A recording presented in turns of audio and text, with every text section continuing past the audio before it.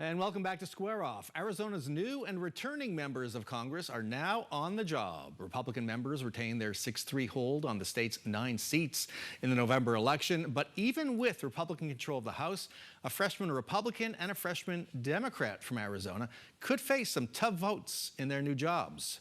Joining us for a more textured look at the delegation is Laura Gersony, national politics reporter for the Arizona Republic. Welcome to Square Off. Thanks for having me. I do want to put a timestamp on this conversation. We're talking on the Friday when members are being sworn in, and there could be a blow-up in the vote for Speaker of the House or something else. We don't know. We will steer clear of that topic. Okay, now it gets real for the two freshmen in Arizona's delegation. Republican Abe Hamadeh represents West Valley's CD8, and Yasmin Ansari, a freshman Democrat, represents South Phoenix and points west. Let's talk about Hamadeh. Where could there be speed bumps for Abe Hamadeh as this session unfolds? Yeah. The way I think about it, Bram, like any member of Congress, he's going to face trade-offs. There's always the question of how does your party, the president's wider political agenda, fit with what's best for the tiny slice of the country that you represent. To me, where this could come up for Abe Hamadeh is, for example, when it comes to the massive chips factory that's located in his district, in part thanks to the CHIPS Act signed under President Joe Biden.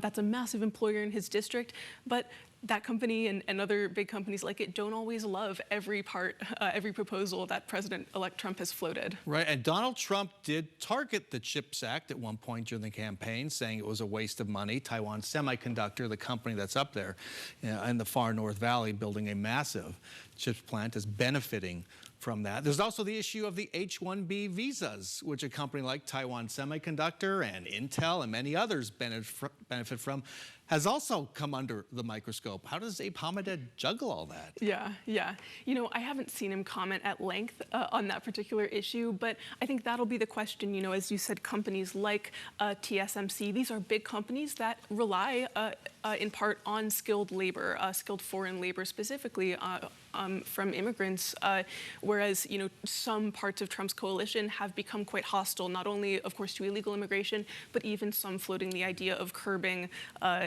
legal foreign workers in the United States. That's going to be really interesting to watch. Didn't get much play during the lead-up. It's a safe Republican seat, so he got into won the primary and basically won the seat. Let's turn to Congresswoman Yasmin Ansari. She was elected president of the freshman delegation, I think, in the entire House. Yep. A real go-getter.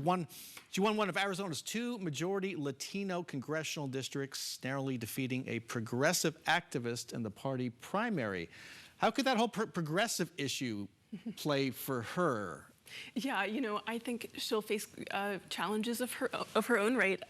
Yasmin Ansari, also a self-described progressive, says she's going to join the Congressional Progressive Caucus. Of course, that's the furthest left faction within the Democratic Party.